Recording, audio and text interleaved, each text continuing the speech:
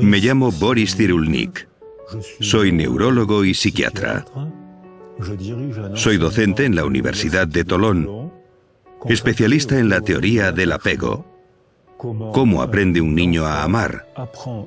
Es decir, ¿cómo aprende a socializarse? Es la teoría más aceptada actualmente en las facultades de psicología y psiquiatría. He escrito 18 libros para el público general y 18 libros profesionales. Mi último libro se titula Psicoterapia de Dios y reflexiona sobre la necesidad de creer, los beneficios de la creencia y también sus maleficios.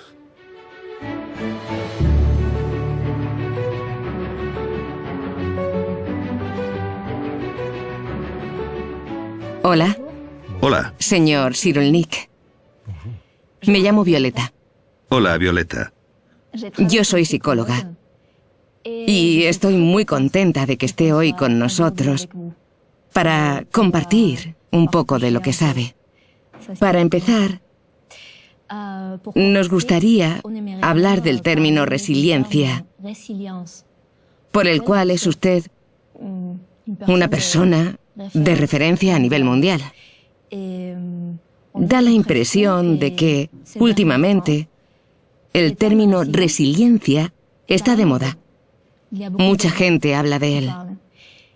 ¿Podría explicarnos un poco en qué consiste la resiliencia?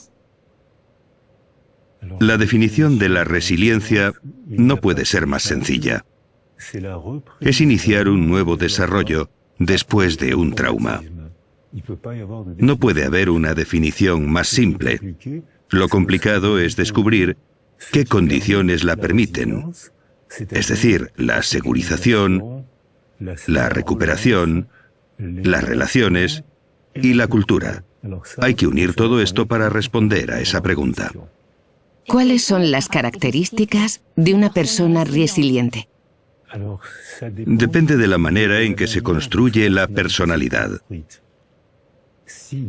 Si alguien desde el nacimiento, e incluso antes, ha recibido improntas biológicas que lo fortalezcan, se desarrollará. Y si le ocurre una desgracia, sabrá enfrentarse mejor a ella. Ahí hablaríamos de resistencia. Si alguien está traumatizado y después de la desgracia es capaz de iniciar un nuevo desarrollo, entonces hablamos de resiliencia. Es decir, depende un poco de la persona y mucho de su entorno antes del trauma y de su entorno después del trauma. ¿Cómo podemos ayudar a un niño para que sea más resiliente, tanto en casa como en el colegio? Para que el niño pueda adquirir los factores que le permitirán ser resiliente, de entrada hay que transmitirle seguridad. Primero hay que darle seguridad a su madre. Estadísticamente son las mujeres quienes se encargan de los niños. Por eso tiene que sentirse segura, y ella, involuntariamente, transmite esa seguridad, que es lo que da seguridad al niño. También hace falta un entorno seguro, estructurado por la madre y por alguien más, que puede ser el padre, la abuela, la guardería, el hogar familiar. Si el entorno seguro protege al bebé, al niño, cuando llega al colegio, ya ha adquirido el placer de aprender. Y el colegio será para él una aventura, un estrés, un pequeño miedo que será capaz de superar. Volverá por la tarde a su casa y estará orgulloso de sí mismo. Le contará a su mamá lo valiente que ha sido y lo que ha acontecido en el cole. Si ha estado vulnerabilizado porque su madre ha sufrido agresiones, porque ha sido abandonada, porque ha estado enferma, porque la vida puede ser muy difícil. Pero los dos grandes factores que vulnerabilizan al bebé son la violencia conyugal y la precariedad social. Es decir, que si alrededor del niño hay violencia conyugal, quien sufre es el bebé aunque nadie lo toque. Si los padres viven en la precariedad social, algo que cada vez es más frecuente, Son padres que no están disponibles, no tienen ganas de jugar con el niño, están tristes y el entorno que envuelve al niño no le aporta seguridad. Y por eso vemos grupos de niños que no se sienten seguros, que llegan al colegio y le tienen miedo, no les gusta nada. Estos niños lo tienen difícil para ser buenos estudiantes. No es porque tengan un cerebro peor, sino porque no han sentido seguridad desde que empezó a construirse su personalidad. Hemos hablado varias veces sobre segurizar a los niños. ¿Podría explicarnos a qué se refiere cuando habla de segurizar a los niños? La definición de segurización es crear un apego familiar. Y el apego, el amor, es algo flamante, es fiebre, es ardor, está separado de la realidad. Mientras que el apego, por el contrario, se teje en el día a día, con la forma de hablar, compartir el desayuno, la forma de sonreír, la forma de enfadarse también. Está en la vida cotidiana, pero se va tejiendo en el día a día. Por lo que apego no es amor. Pero el apego, una vez creado, se convierte en un vínculo muy fuerte. Y los niños se sienten seguros por ese fuerte vínculo, porque es un sentimiento de familiaridad. Sé cómo hablarle a mi madre, sé cómo hablarle a mi padre, sé que cuando mi padre hace esto, no me debo fiar, sé que este gesto lo conozco, estoy tranquilo, estoy en casa, no tengo miedo, sé los comportamientos, sé lo que hay que hacer. Yo, niño, he aprendido a hacer esto. Estoy tranquilo, no angustiado. Aunque haya una adversidad, que siempre las hay en el día a día, sabré cómo gestionarla, no me angustia. Lo que crea esa seguridad en un niño es ese vínculo que se va tejiendo a diario, palabra a palabra, desayuno a desayuno. Las cosas cotidianas crean un vínculo que da seguridad al niño. Hay muchos hogares en que el padre trabaja, la madre trabaja, tienen poco tiempo, todo va muy deprisa, los niños tienen muchas obligaciones, actividades extraescolares. ¿Podría darnos algún consejo para estas familias? Para que sus hijos y su entorno se sientan más seguros.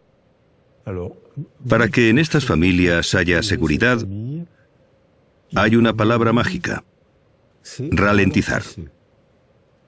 Y que aprendan a cantar o a hacer deporte con sus hijos. Actualmente los occidentales vivimos en la cultura del sprint y nos sale carísimo. Los bebés estadounidenses tienen cada vez más ansiedad. Los bebés, porque Estados Unidos vive en la cultura del sprint que ha llegado a Europa. Menos al norte de Europa. Allí, al contrario, aprenden a montar en bici, aprenden teatro, aprenden a usar la palabra, aprenden la lentitud, aprenden a cocinar. Yo lo he visto en Helsinki. En el colegio hay clases de cocina donde niños y niñas preparan platos e invitan a la clase de al lado. Y te aseguro que los niños lo hacen bien. Es decir, que, por lo tanto, cuando llegan a la edad adulta, son excelentes. En clase, en ciencias, en arte, son excelentes. Hay un 1% de analfabetismo. En Francia estamos entre el 12 y el 15%. Un analfabeto será infeliz toda su vida. El 1% en Finlandia, 12 a 15% en Francia. En los países del norte de Europa había muchos suicidios, probablemente debido a la falta de sol, pero han reducido en 10 años la tasa de suicidio en un 40%, cambiando la cultura. Es decir, que tenemos la posibilidad de intervenir y, por supuesto, hay que ralentizar y divertirse para aprender el arte de vivir. ¿Tienen los profesores en el colegio la posibilidad de ayudar a los niños ante situaciones así? Los países del norte de Europa responden a su pregunta. Es decir, Noruega, Finlandia, Suecia responden a esta pregunta. Allí tienen una estrategia educativa muy distinta de la nuestra, y aún más de los países orientales como Japón o China. En los países orientales hacen sprintar a los niños, y el colegio es tan violento que los japoneses me han dicho que es una forma de maltrato. Los países del norte de Europa hacen lo contrario, ralentizan a los niños y así les dan seguridad. Los niños aprenden a resolver problemas con facilidad, por lo que tienen buena autoestima. Por eso, a los 15 años, cuando hacen las evaluaciones escolares, las pruebas PISA determinadas por la UNESCO, los finlandeses son medalla de oro pese a que ralentizan todo lo posible el desarrollo de los niños. Pero ralentizándolos, les dan confianza, y los niños con confianza aprenden a jugar a aprender. Se lo pasan bien aprendiendo. Recuperan el retraso en pocos años y a los 15 años son medalla de oro en las evaluaciones de la UNESCO. Si no hemos adquirido la resiliencia en la infancia, ¿todavía podemos aprenderla en la edad adulta? La resiliencia está en marcha toda la vida, pero los primeros años son muy importantes. Es como una partida de ajedrez. Los primeros movimientos son muy importantes, pero mientras la partida no haya terminado, siguen quedando buenos movimientos. La resiliencia no es la misma cuando somos niños, antes de hablar, cuando somos niños y sabemos hablar, cuando somos adolescentes o cuando somos personas adultas. Los casos que accionan la resiliencia no serán los mismos. La resiliencia funciona mucho peor pasados los 120 años. Ahí funciona peor. ¿Podría dar algún consejo específico para los adultos que quieran desarrollar la resiliencia? El primer consejo es que no se queden solos. Cuando sufrimos un trauma, estamos tan tristes que nos hacemos un ovillo, apretamos los dientes y nos aislamos.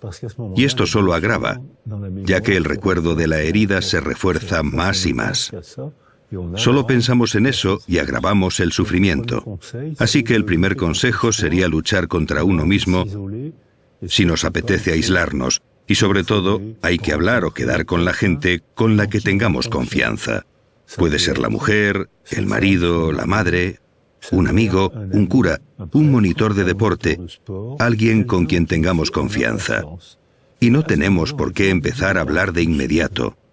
Primero tenemos que sentirnos seguros, como los niños. Y luego, cuando nos sentimos seguros, podemos reflexionar y podemos empezar a hablar. Aunque no hayamos sufrido un trauma grave, hay cosas cotidianas que pueden influirnos. Un divorcio, un despido. ¿Cómo pueden superarse estas cosas? Es imposible hacer un baremo de traumas. Si alguien ha sido vulnerabilizado durante su desarrollo, todo puede convertirse en trauma. Todo puede ser herida.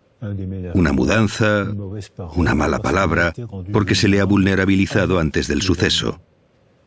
Si antes del suceso ha sido reforzado durante el desarrollo, será muy difícil que se traumatice. Hay gente que atraviesa adversidades tremendas y sufren, pero no desarrollan trastorno por estrés postraumático. Y al contrario, hay gente que ha sido vulnerabilizada, debilitada durante su desarrollo por vivir en la precariedad social, por la violencia conyugal, por haber sufrido y no haberlo podido expresar, por haber ocultado el sufrimiento. En estos casos, cualquier suceso puede dañar muy profundamente. La diferencia entre el sufrimiento y el trauma es que ahora podemos ver el trauma mediante imágenes cerebrales. Podemos ver cómo funciona el cerebro. Durante un trauma el cerebro se apaga, no funciona o funciona mal, mientras que en el sufrimiento el cerebro no se apaga. Estás afligido, ansioso, triste, enfadado, pero el cerebro funciona, mientras que en un trauma se ralentiza, no funciona, solo muestra colores apagados, azul, verde, gris. Cuando el cerebro funciona bien porque estamos positivamente estimulados o contentos, el cerebro trabaja y consume energía, y se ve rojo, verde, amarillo, y se desplaza por todo el cerebro. Hablamos de trauma si el cerebro se apaga. Cuando estamos, como en boxeo, KO. Sin embargo, hablamos de adversidad si sufrimos, pero el cerebro sigue funcionando bien. Y funciona bien si ha sido reforzado durante el desarrollo en la infancia temprana. Y al contrario, es frágil si hemos sido fragilizados durante la infancia temprana. No podemos señalar una causa-efecto. No podemos decir que un trauma causa mucho daño. Dependerá de la manera en que nos hayamos construido antes de enfrentarnos a la desgracia o la dificultad. También habla sobre la diferencia entre el trauma y la representación del trauma. Así es. En un trauma se sufre. El sufrimiento forma parte de la condición humana. Estamos dolidos, tristes y sufrimos. Pero después, cuando representamos lo que nos ha pasado, si estamos bien rodeados, si tenemos apoyo y tenemos la posibilidad de reflexionar, de pensar, sufrimos en lo real, pero pronto dejamos de sufrir en la representación de lo real. Pero si nos quedamos solos, solo pensamos en la desgracia. ¿Por qué me ha hecho esto? ¿Por qué he respondido así? ¿Por qué no me defendí? ¿Por qué nadie me defendió? Así agravamos el sufrimiento y nos dirigimos de cabeza a la depresión. Así que depende del apoyo que recibimos después del trauma. Es un apoyo afectivo. No tiene por qué ser un psicólogo. Puede ser un amigo, un cura, el marido, la mujer, alguien en quien confiemos. Pero necesitamos tener apoyo y para eso no debemos quedarnos solos. Hemos hablado de resiliencia. Su historia personal es una inspiración para nosotros, porque a pesar de una situación difícil, lo ha superado todo. ¿Podría compartir con nosotros su historia personal? ¿Y cómo ha influido en su carrera profesional? Lo que motiva la psicología es la necesidad de comprender. Necesito comprender lo que me ha pasado. Muchos psicólogos tienen esta motivación. Tienen la necesidad de comprender algo que les ha pasado. Es una buena motivación, pero hay que trabajar, hay que leer, conocer, reflexionar. Es apasionante. Es agotador, pero es apasionante. Nací antes de la Segunda Guerra Mundial. Mis padres eran judíos ucranianos y polacos. Mi padre se alistó en el ejército francés para luchar contra los nazis. Resultó herido y fue arrestado en la cama del hospital por la policía del país por el que luchaba y desapareció en Auschwitz. Mi madre y gran parte de mi familia también desaparecieron en Auschwitz. Yo fui detenido por la Gestapo, la policía francesa asociada al ejército alemán, cuando tenía 6 años y medio. Conseguí escaparme de unas condiciones surrealistas. Una vez liberado, cuando contaba lo que había vivido durante la guerra, la gente se partía de risa. Lo has oído bien, la gente se reía porque les parecía increíble. Y es que lo era. ¿Se partían de risa? Sí.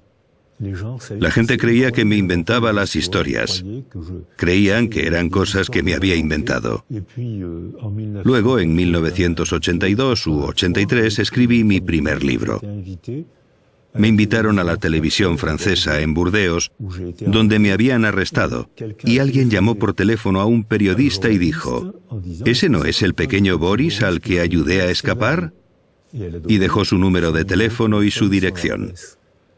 Llamé a un taxi y fui a ver a esta mujer, que era enfermera de la Cruz Roja. Yo tenía 6 años cuando me escapé. No podía irme muy lejos. Me hizo señas para que me escondiera bajo el cuerpo de una señora moribunda y el coche se marchó. De 1.700 personas arrestadas, hubo 2 supervivientes. Esta señora y yo, que me había escondido debajo de ella. Me reencontré gracias a la televisión de Burdeos con todos los testigos de mi fuga. Ahora tengo relación de amistad con ellos y con sus hijos, y les contamos esta historia sonriendo. Porque algo que fue una tragedia durante y después de la guerra, con el paso del tiempo y después de haber trabajado, de haber hecho por comprender por qué los hombres de un país culto, porque Alemania era el país más culto de Occidente en los años 30, país de científicos, músicos. Había un jazz en Alemania muy alegre, precioso. Era el país más culto de Occidente, y fue en ese bonito país, en esa bella cultura germánica, donde sucedió una de las mayores tragedias de la historia humana, la Segunda Guerra Mundial y el nazismo. Pero ahora podemos hablar de ellos sonriendo. Podemos intentar comprender. Con los hijos de esta señora y con los nietos de esta señora, bajo la cual me escondí porque estaba moribunda, hablamos de esto sonriendo. Tras haber escuchado su historia, me pregunto, para que un niño sea más resiliente, ¿los factores proceden del nacimiento? O sea, ¿son genéticos o tienen que ver con el entorno? El factor genético juega un papel muy pequeño. El sexo está determinado genéticamente. El color de los ojos, el color del pelo. Hay 7.000 enfermedades genéticas. Todo esto no dice prácticamente nada de la condición humana. No he hablado del desarrollo del bebé en el interior de la madre las últimas semanas de embarazo. Ahora sabemos que hay una comunicación intensa entre la madre y el bebé. No he hablado del entorno seguro, no he hablado del colegio, no he hablado de la cultura. El factor genético existe, pero no dice casi nada de la condición humana. Así que sí, la genética afecta, pero muy poco. Todo lo demás es afectivo y cultural. ¿Vivir un trauma o vivir una situación de aislamiento afectivo, de carencia, puede afectar al desarrollo neurológico de un niño? Esta cuestión es importante. Sabemos desde la Segunda Guerra Mundial que los niños, los ingleses que estuvieron bajo el bombardeo del ejército nazi, quedaron muy traumatizados. Vieron morir a sus padres y ellos quedaron enterrados entre los escombros. Fueron acogidos por Anna Freud, la hija de Sigmund Freud. Estaban acogidos en Hampstead, un barrio de Londres. Todos estos niños tenían un retraso en el desarrollo y no se sabía explicar. Ahora sí que sabemos, gracias a la psicología y la neuroimagen. Se pueden hacer pruebas de desarrollo y ver que esos niños tienen un retraso. No hablan, dejan de hablar o hablan más tarde. La emoción les impide hablar. Y en un análisis cuantitativo se ve que estos niños no segregan hormonas del crecimiento ni hormonas sexuales, lo cual explica por qué las carencias afectivas tienen esa dimensión. Ahora con las imágenes cerebrales vemos que cuando el niño está afectivamente aislado, presenta una atrofia de los lóbulos prefrontales y de los circuitos de la memoria y las emociones. Y por contra presentan una hipertrofia de una serie de neuronas que tratan las emociones insoportables. Esto hace que los niños que han estado aislados o privados de afecto en la edad temprana, más adelante y durante toda la vida, si los dejan solos, interpretan toda información como una agresión. Tienen miedo de todo. Se sienten agredidos por todo. No hay que mirar en el contexto, sino en la infancia temprana, cuando fueron privados de afecto. Se tienen que tomar decisiones políticas. Las mujeres embarazadas tienen que estar tranquilas. Hay que permitir que organicen un entorno seguro desde el primer mes, con la madre, claro, y con el padre o con la abuelita. Y hay que cambiar la estructura educativa para dar seguridad a los niños en lugar de fustigarlos para obtener buenos resultados escolares. A partir de entonces, habrá cada vez más niños resilientes. No se acabarán las adversidades de la vida, pero podrán afrontarlas mejor y no serán prisioneros de la desgracia. Sabemos que entre las personas que han vivido situaciones de vida difíciles, hay muchos pintores, cineastas, escritores. ¿Tiene el cerebro alguna manera de superar o de defenderse cuando vivimos situaciones difíciles? La vida es apasionante y difícil. Suprimir la tragedia de la condición humana. Si cerramos las bibliotecas, suprimimos el cine, acabamos con el teatro, todas las producciones artísticas están hechas para superar la tragedia. Las películas cuentan tragedias, cuentan historias emotivas de gente, de niños que consiguen superar la tragedia. Y para nosotros son maneras de comprender, pero para los dañados, los traumatizados, es también una forma de pedirle al artista que sea su portavoz.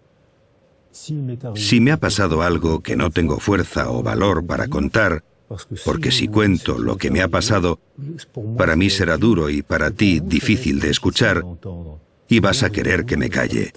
Eso es lo que pasó después de la guerra, la negación cultural francesa, y en España puede que también hubiera, igual que en Alemania, y en todos los países que han vivido tragedias en la historia. La negación es protectora porque nos permite evitar afrontar el problema. Pero esta negación que protege obstaculiza la resiliencia, porque no afrontamos el problema. Sin embargo, cuando damos la palabra a los artistas, a los poetas, los cantantes, escritores, cineastas, ahí las emociones están controladas, porque podemos hacer del actor. El actor se convierte en nuestro portavoz, y él dirá lo que yo no tengo fuerza para decir. El desvío, el alejamiento de la emoción, el control de la emoción, la representación de la tragedia de manera soportable, ya sea con una película, una novela. Así los demás pueden intentar entender sin angustiarse ni sentirse incómodos por la tragedia. Si yo te cuento la tragedia que me ha ocurrido, vas a querer que me calle porque te incomodará. Y me dirás, bueno, ya pasó. Pero no, no ha pasado. Está grabado en mi memoria. Puedo callarme. Si me pides que me calle, yo me callo. Pero no ha pasado. Al revés, si me callo, le daré vueltas y lo reforzaré. Si te digo, yo no tengo fuerzas para decirlo, pero ve al cine a ver tal película que cuenta una historia de una violación. Cuenta cómo consigue una mujer forcejear, defenderse, volver a la vida. Ve al cine a ver la historia de un exilio, para ver cómo se han adaptado a una nueva cultura, que no siempre fueron bien recibidos. Llorarás, te emocionarás y comprenderás. Y a partir de ahí, nos entenderemos mejor y podremos hablar gracias a los artistas. El arte juega un papel muy importante en el proceso de resiliencia. Además, todos los niños se benefician de esto, estén o no traumatizados. Se benefician de la función artística y debemos informarles, debemos entrenarles para convertirse en pequeños artistas. Porque como la madre está siempre ahí, el niño no necesita nada. Es ella quien lo recibe todo en lugar del niño. Pero cuando la madre se va a trabajar o a ocuparse de ella misma, hacer la compra, el niño está solo y tiene que aprender a soportar la marcha de su madre, haciendo dibujos y pensando, cuando vuelva mamá le daré este dibujo y se pondrá contenta, me dará un abrazo y será una fiesta afectiva. Después, si mamá se va, si mis amigos se van, lo contaré. Escribiré un relato. Lo comprenderán. Es verdad que necesitamos una carencia para volvernos creativos. La carencia invita a la creatividad. En un niño totalmente aislado, su cerebro estará dañado y no podrá ser creativo. Pero un niño demasiado protegido tampoco invita a la creatividad. Entonces la madre, el padre, tienen que estar ahí para darle seguridad y de vez en cuando considerarse a sí mismos como personas, para dejar un espacio vacío al niño, para que el niño dibuje, invente un cuento, una novelita, para esperar el retorno de la madre. Es la carencia lo que invita a la creatividad. Entonces, cuando habla de resiliencia, también habla de altruismo. ¿Existe una relación entre el altruismo y la resiliencia? Hemos leído que hay mecanismos de defensa psicológicos positivos. ¿Puede hablarnos un poco del altruismo y estos mecanismos?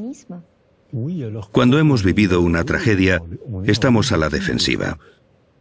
Necesitamos defendernos. Y cuando retomamos nuestra vida y sufrimos menos, muy a menudo a la gente le nace un deseo altruista. Tienen ganas de ayudar a otros, porque saben lo que es el sufrimiento. Muchos psicólogos se hacen altruistas porque han tenido un problema, un sufrimiento en la infancia que los lleva a... Les interesa el mundo de los otros. Cuando trabajé en el Congo con los niños soldado, cuando les preguntaba qué querían ser de mayores, casi todos me contestaban que querían ser periodistas o médicos. ¿Por qué periodistas? Porque tengo que contar esto. Tengo que dar testimonio de lo que ocurre cuando un niño se transforma en soldado. ¿Y por qué médicos? Porque sé lo que es el dolor y quiero aprender a proteger a otros niños del dolor. El altruismo es un mecanismo de legítima defensa para combatir el dolor. Muchos médicos, psicólogos, asistentes sociales conocen este proceso que es bueno, es moral, porque invita a entender y a compartir con alguien lo que hemos entendido. Pero, igual que las madres que deben estar ahí, pero no siempre, el terapeuta, el cura, deben estar ahí, pero no siempre. Es decir, que es necesario que el niño se vea invitado a la creatividad y que lo hagamos coautor de su desarrollo. Yo, adulto, te digo que te comprendo, pero tú, niño, puedes decir lo que piensas. Y así el niño traumatizado o el adulto herido contribuye a la reconstrucción resiliente. Pero hay que tener cuidado con este mecanismo. Hicimos una encuesta en Tolón, donde yo vivo, en la que contrastamos que el 50% de los enfermeros y el 50% de los psicólogos tienen depresión por agotamiento profesional. Porque cuando te centras demasiado en el otro, acabas por descuidarte tú. Por eso a mis estudiantes les digo, ¿queréis ser médicos y psicólogos? ¡Bravo! Pero, ¿qué más vais a hacer?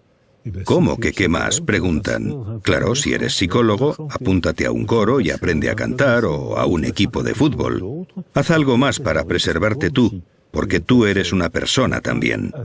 No debes sacrificarte por otro.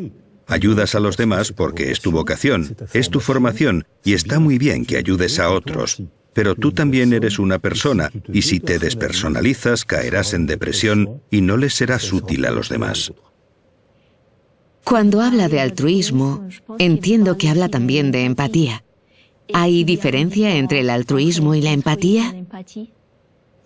Efectivamente, la empatía es la capacidad de descentralizarse uno mismo para representar el mundo de otro. Los niños privados de afecto y los niños aislados sensorialmente, si no tienen a nadie, no pueden aprender empatía.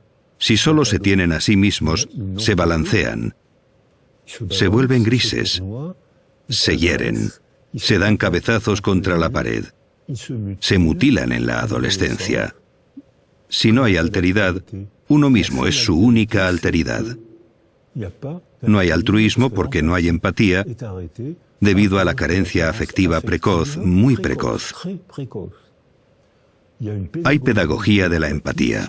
Si creamos un entorno seguro para el niño, una vez se sienta seguro, aprenderá a descubrir al otro. Pero solo puede ocurrir si se siente seguro. Entonces se interesará por el otro e iniciará un proceso de altruismo. Como me contaban los niños soldado, como sé lo que es el dolor y sé lo que hay que hacer, voy a ser altruista. Es un camino sistémico. Es un sistema, no una causa que explica un efecto.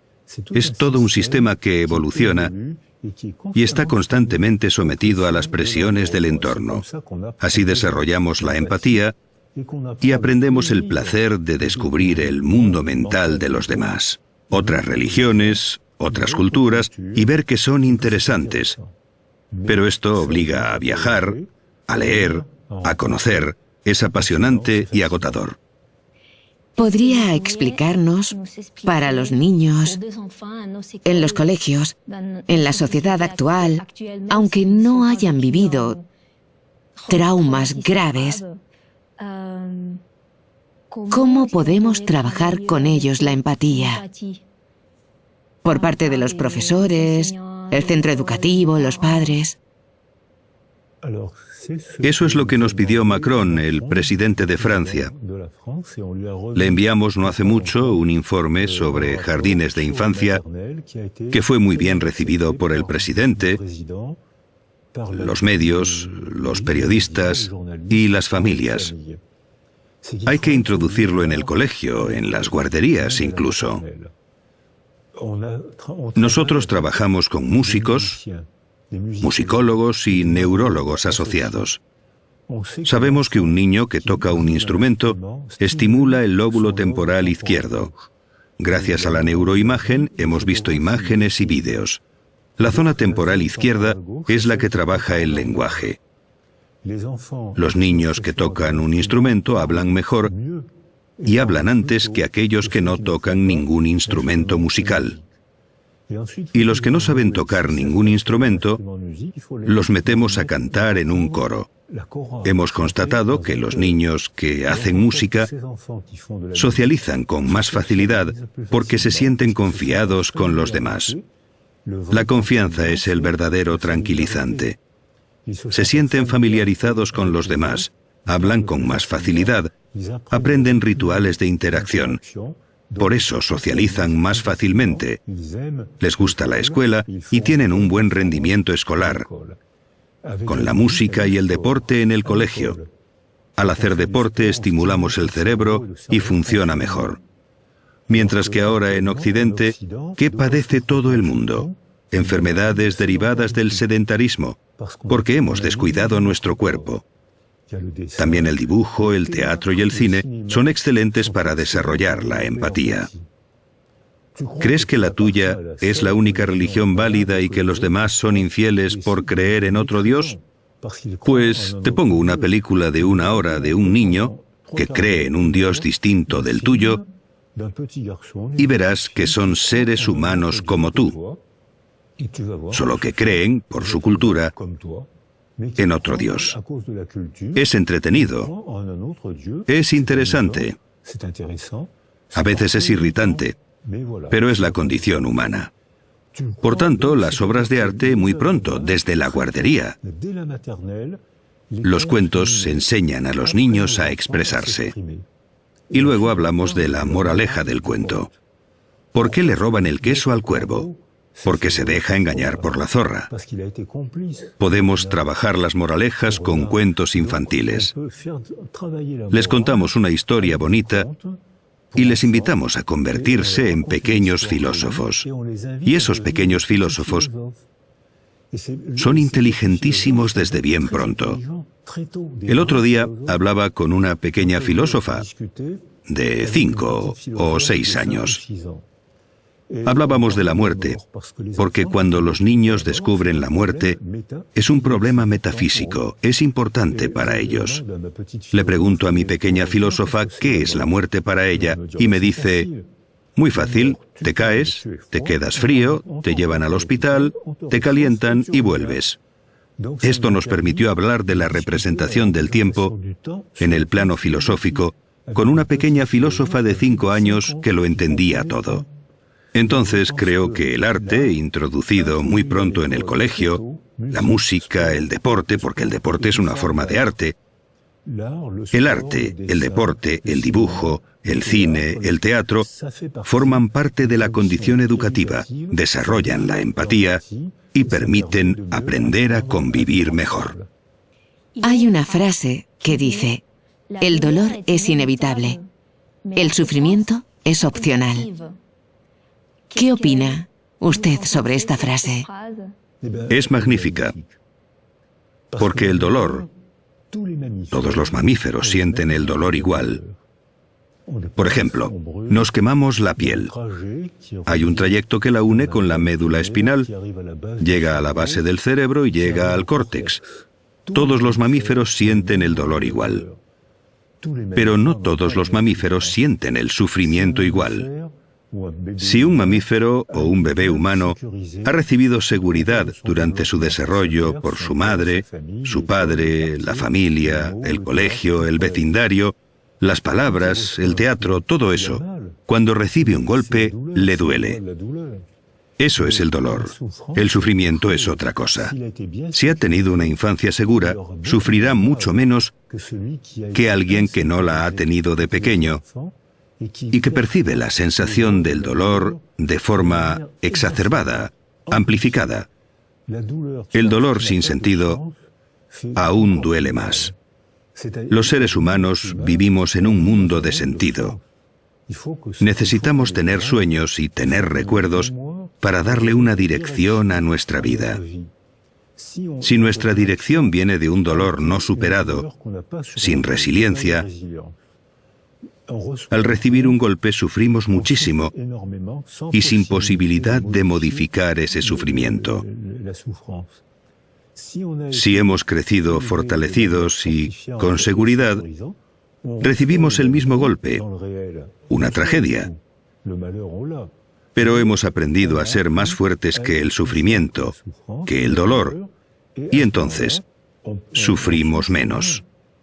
Sufrimos una sola vez, como los animales. Y además, si hacemos algo con ese dolor, ese sufrimiento, habremos transformado el sufrimiento en obra de arte. Entre los artistas, entre la gente del cine, se da un número inusualmente alto de niños privados de afecto que se refugian en el cine, que hacen películas muy bonitas y emotivas, porque, al haber sido heridos, han encontrado un medio para transformar esa herida y convertirla en producción artística. La mayoría de las obras de arte son confesiones autobiográficas. Me gustaría que hablásemos de una cuestión de actualidad. Ahora mismo, en nuestra sociedad actual, hay guerras, hay conflictos políticos, distintas migraciones, hay gente que sufre y hay mujeres embarazadas que también sufren. ¿Puede esto afectar al desarrollo del niño que todavía no ha nacido, igual que a la gente que ha sufrido? Esta es una pregunta muy científica que se investiga desde hace 10 o 15 años. Es objeto de estudios israelíes con mujeres embarazadas traumatizadas por los atentados. Mujeres israelíes y palestinas que acudieron a consulta por síntomas de estrés postraumático. Estas mujeres, 170 mujeres embarazadas, trajeron al mundo a 170 bebés y todos presentaban ya una alteración cerebral. Todos tenían ya un mal funcionamiento cerebral. Si hubiésemos dejado solas a esas mujeres, los bebés habrían empezado su vida con una grave deficiencia neurológica. Esto no ocurrió. Las mujeres estuvieron arropadas, los bebés también, y esto activó un proceso de resiliencia más o menos sencillo.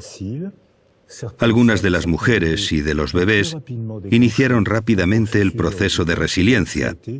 Para otras fue más difícil y otras no pudieron. Este fue el primer trabajo que se llevó a cabo en Tel Aviv.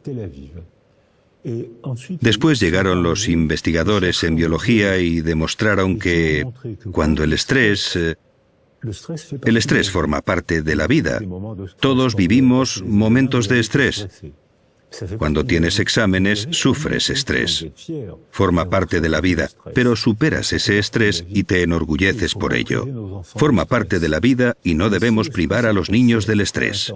Pero si el estrés es demasiado fuerte, intenso, prolongado, y si dejamos al niño solo, el exceso de cortisol y de catecolaminas, es decir, las sustancias del estrés, termina por dañar las células cerebrales y el cerebro queda alterado por haber dejado a la mujer y al niño solos.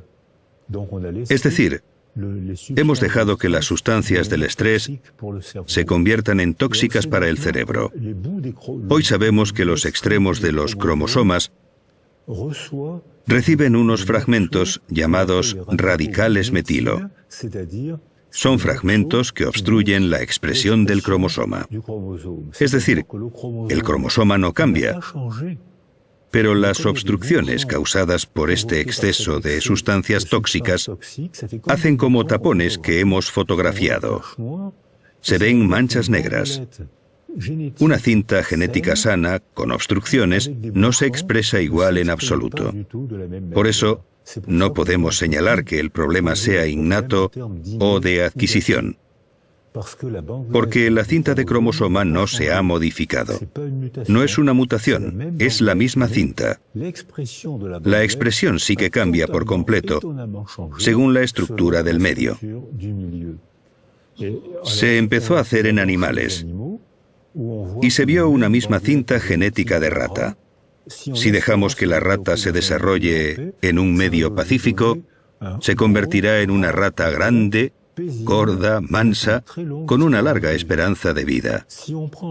Con el mismo tipo de rata, si la ponemos en un medio de estrés, de alerta, de agresión constante, se convierte en una rata pequeña, arisca y negativa, hiperkinética, es decir, muy ajetreada y con una esperanza de vida muy reducida.